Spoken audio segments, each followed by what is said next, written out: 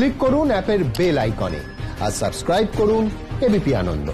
সব সময় থাকুন খবরে।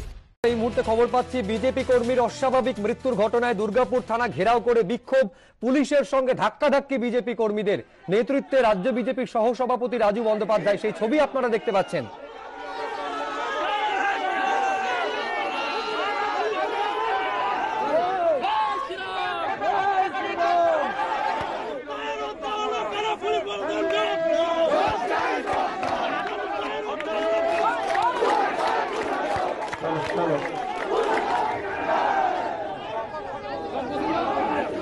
আমাদের প্রতিনিধি মনোজ বন্দ্যোপাধ্যায় এই মুহূর্তে আমাদের সঙ্গে রয়েছেন। ছবিতে যেমনটা দেখতে পাচ্ছি, প্রথমে গেট খুলে ভেতরে ঢোকার চেষ্টা হলো, তারপর রাজু বন্দ্যোপাধ্যায় বসে পড়ে বিক্ষোভ দেখাচ্ছেন। মনোজ। হ্যাঁ,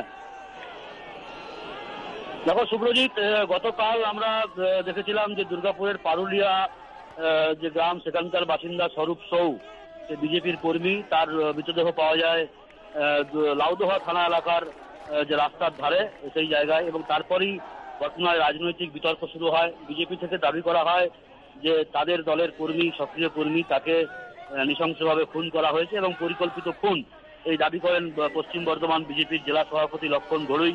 গতকাল এই নিয়ে যখন ময়নাতদন্ত হচ্ছিল দুর্গাপুর মহকুমা হাসপাতালে, সেখানেও বিজেপির বিক্ষোভ হয়।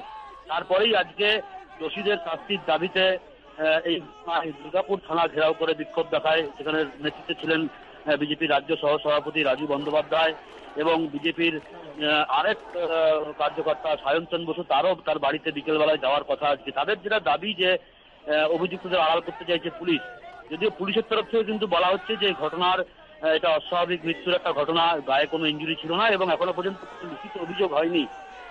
গোটা ঘটনায় তদন্ত শুরু করেছে দুর্গাপুর থানার পুলিশ।